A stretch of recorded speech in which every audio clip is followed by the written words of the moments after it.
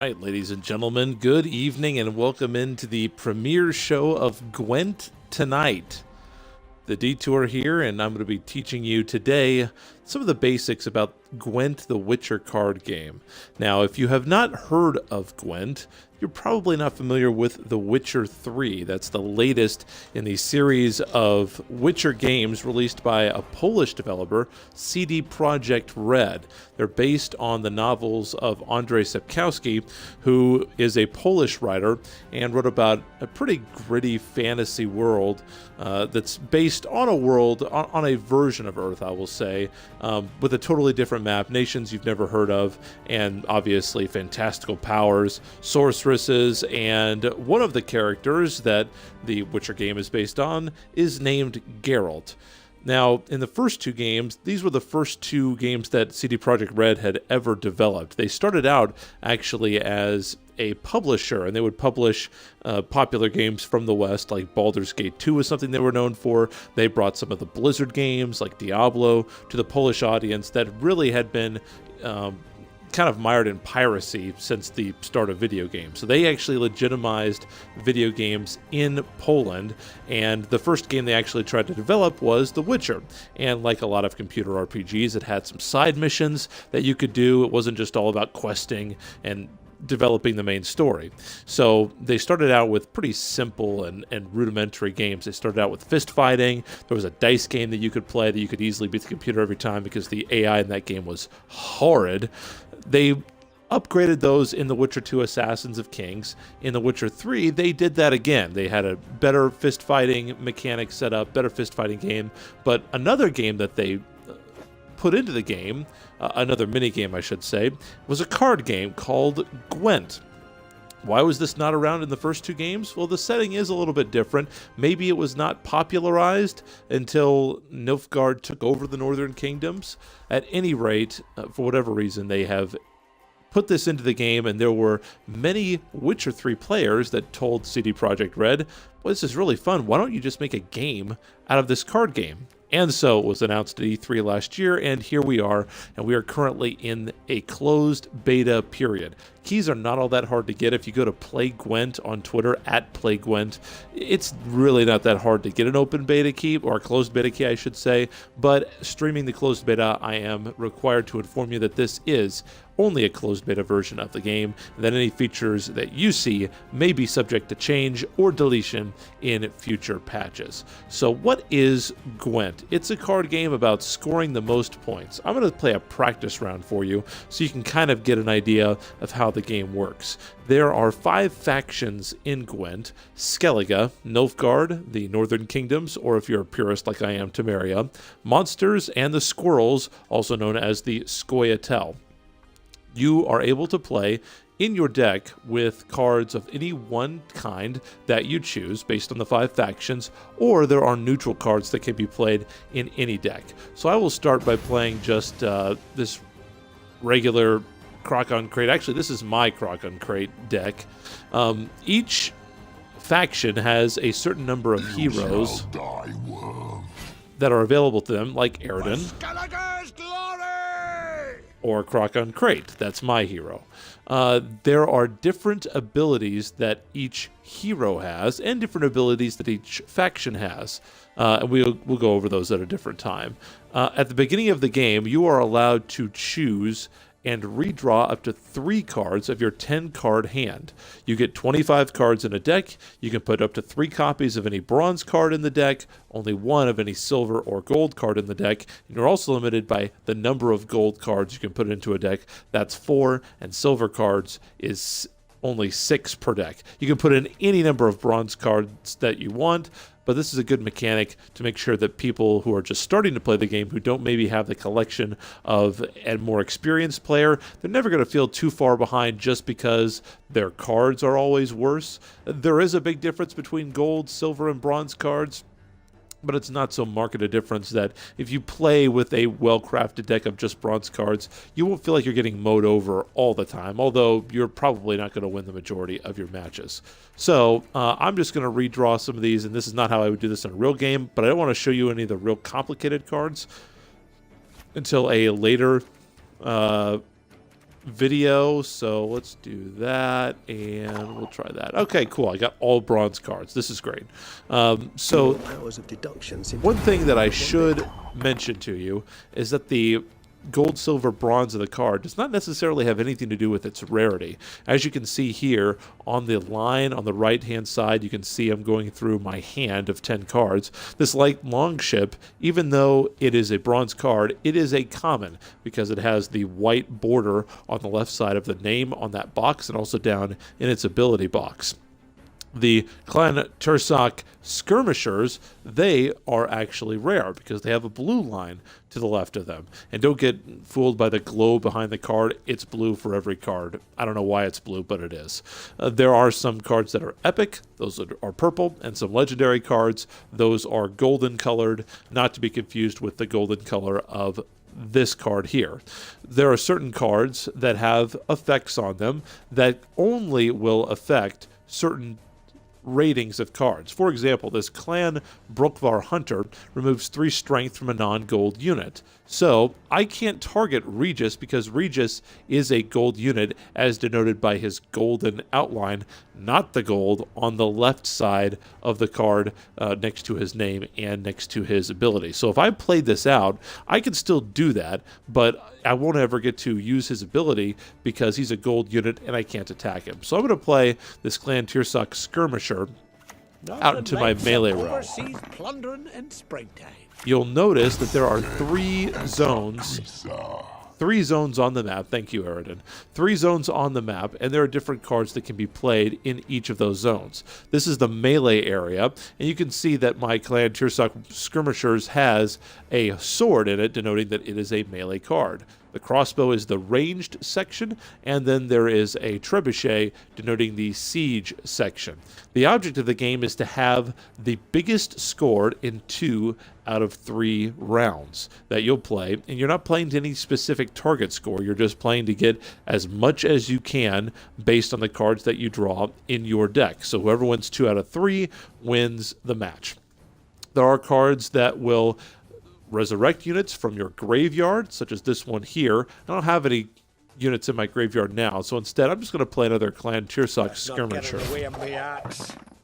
So as oh, very nice. So as you can see, he played a Wild Hunt Rider, so that plays all the Wild Hunt Riders from his deck. He's allowed to have 3 in his deck, so he's able to play 3 at once, essentially, with 1 card.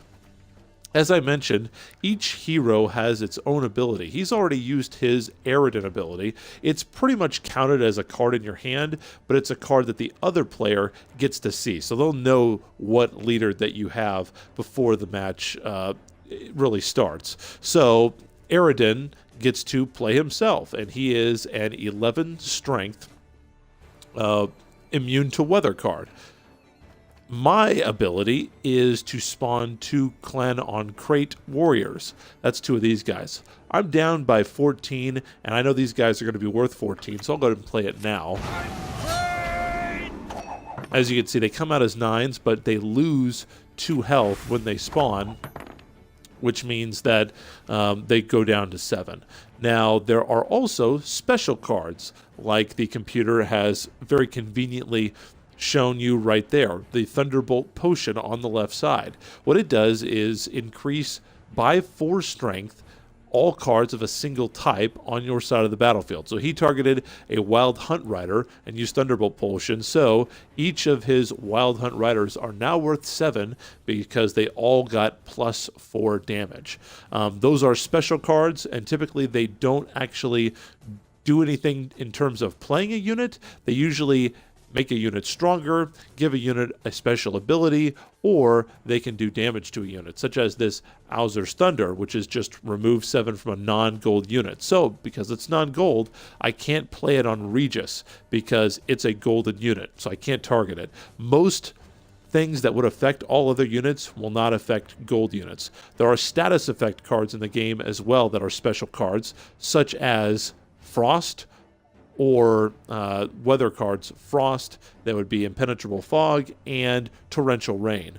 What those will do is set down a condition on the battlefield in their respective zones. Biting Frost will do the melee zone right here. The Fog affects only the ranged zones, and then you've got the torrential rain that affects only the siege zone. So what that does is you play out that effect, and all of the strength of all of your units on that in that zone on your side of the battlefield are reduced to 1.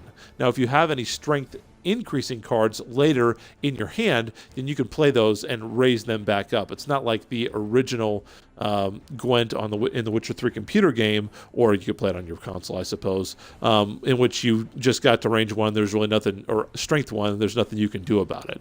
So as you can see, the opponent has 38 points. How does he get 38 points? It's pretty easy. He's just added up all the strength of all of his units on his side of the battlefield. I have 26, and that's just adding up all of the units on my side of the battlefield. And we keep going until one of us passes.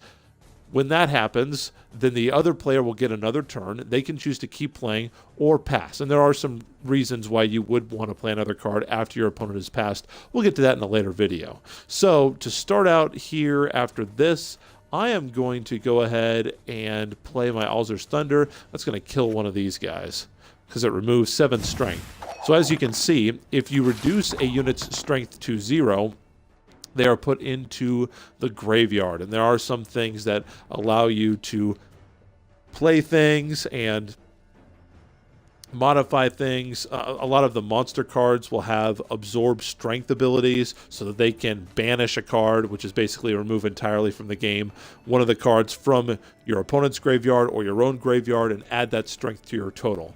So I'm way behind here. I'm behind by 27 points. Probably not going to be able to make this up. And so I have a card advantage currently of 7.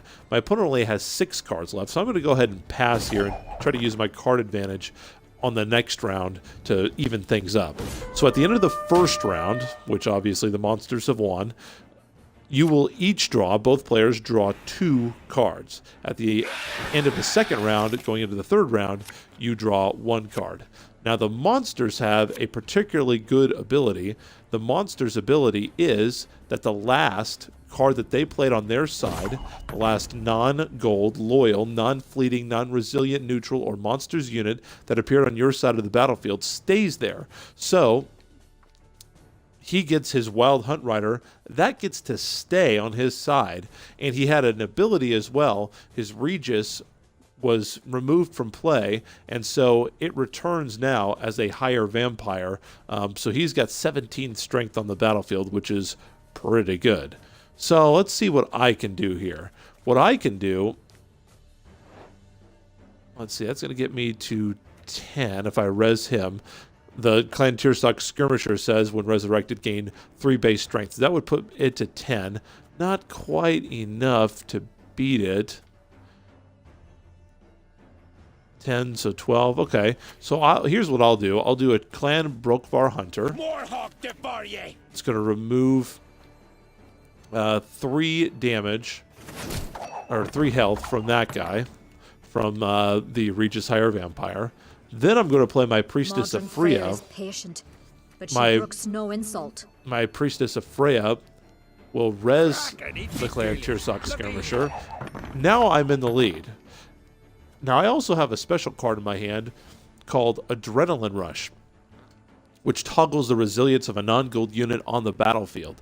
Resilience means that instead of getting put into the graveyard at the end of any one round, like what happens to most units, you actually get to stay out there. So I have a 10 out there. I'm pretty happy with that. So I'm going to use Adrenaline Rush on that guy. Now I'm going to pass.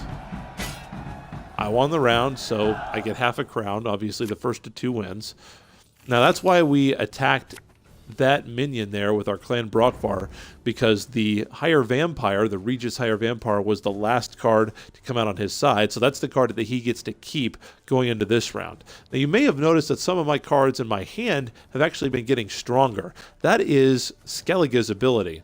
At the start of rounds 2 and 3, I get to add 1 to the base strength of every non-gold unit in my hand, deck, and graveyard. So I'm going to be playing with better costed units. My units will be stronger than my opponents in round 3 of the game.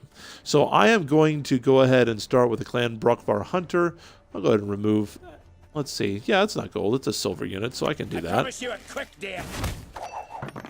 So I'll move it down to 4. So I have 6 cards left. My opponent has 9, which gives him a good advantage. So as you can see, he has played another rare card, Caranthier, which is immune to weather. It spawns a frost effect and 2 Wild Hunt Hounds. So as you can see, that's reducing all of the strength of all the units in the first row of both sides to 1. Now, why aren't these affected? Because they're immune to weather. They're a Wild Hunt Hound. They're used to being in the cold, so the weather does not bother them at all. There are ways that you can get rid of weather effects. I don't have any in my hand, but there are cards that you can play that will get rid of all the weather effects that are currently on the board. Now, that's really going to screw me over, as you can see, because I've got a bunch of melee cards in here that I can't really play. So I'm going to go ahead and play my light longship. That's immune to weather. So now, as you can see, he's played a impenetrable fog, which reduces that guy's strength to 1. I'll go ahead and play this out just so you can see how everything works. But I'm not going to win this game. And it doesn't help that they, for whatever reason, in the tutorial, when you're just playing the computer, they give the computer a massively overpowered deck. That is a stupid good deck. Especially compared to what you would have at this level if you were just starting out. So there's another Thunderbolt potion. So 5 cards left. It's pretty clear that I'm going to lose this huge because I don't have weather. The deck that I normally play is also pretty... it's pretty lax against weather. It's pretty weak against weather, I should say. There is something I should point out. There's some special cards like this Epidemic that says destroy the weakest non-gold units on the battlefield. You have to make sure you read that closely because a lot of times a beginner will think, oh, well, that's just going to affect the monsters or the units on the opponent's side of the battlefield. Well, I can show you as I play it, that is most certainly not the case. And while there are times that you'll want to kill your own units to get a benefit, or sometimes you can kill one of your own units and it'll be replaced by a unit that is stronger or better, or has better abilities, you want to make sure when you're killing your unit that you're actually doing what you think that you're doing. So I'm going to go ahead and pass here because there's no chance that I can actually win this game. And so I'm assuming that they'll be polite and pass as well. And so I've lost the round, and the opponent has won. So that is a beginner's look at Gwent. I'll show you around the client here a little bit. Playing on the Xbox version here. So what they have right now, they do have a shop open where you can get cards. Typically, cards come in kegs of 5 cards apiece. When you buy a keg, you can buy it with the in-game currency, so that is ore, or you can buy them with out-of-game currency, which here in the States, that would be United States dollars. So you're allowed to buy as many kegs as you want. You can only buy the amount of kegs that you pay for, obviously, and the prices range from $2.99 for about 3 kegs. So you can just go in the shop, and I can, not trying to remember it, I can just show you. So 2 kegs for $2.99, all the way up to 60 kegs for $70. You get 4 cards that are totally random, and then for the final card, you will get a selection of 3, and you'll get to pick one of those 3 cards. So it's kind of nice being able to have some say over the cards that you're getting. So if you're wanting to build out a certain faction first, or if you're wanting to get units of a certain type first, you have some leeway over that. And in each 5-card keg, at least 1 card is guaranteed to be a card of rare or better quality. So they have a deck collection. There's a deck builder, obviously. I've built a couple of decks. There is a single-player mode, a tutorial, and a practice. We just played the practice. I would not recommend the practice if you're new because you'll just get absolutely stomped by the computer, and let's face it, nobody wants that. And there is also a multiplayer mode. So casual match is where you play an unranked game of Gwent against somebody else. There is cross-faction play. The game will ask you whether or not you want to enact cross-faction play. So if you're on the Xbox, you can set it so that you only play Xbox One players. I don't see what the difference is in a game like this because the progression of getting cards is exactly the same as far as I know between the Xbox and PC. So I don't think that there's any real benefit to just turning off the matchmaking to make sure you only get matched with people who are playing on Xbox, but that's your decision. They do have a leaderboard here because there is ranked in the game. Once you get to level 10, you're allowed to participate in ranked matches, and you can see there on the top of the screen that I am level 13 and I am rank 3, which means I'm not very good, because I'll show you the leaderboard here. I think there are people who are, level 55. What rank are they? It doesn't show what rank they are. So anyway, I am 67,874th in the whole world, and I'm only about 4,000 MMR behind the top guy. So I mean, I am exactly 500. That's I don't mind being 500 at this point. I'm happy with that. So there you go. There is a look at Gwent, the Witcher card game. So in future videos, I plan to take you through some ranked matches. I will also show you some deck building. We'll go over some key concepts that I think are important. And if you have any questions, I'll be happy to answer them. But for now, that's all I've got. We will see you next time here on Gwent Tonight.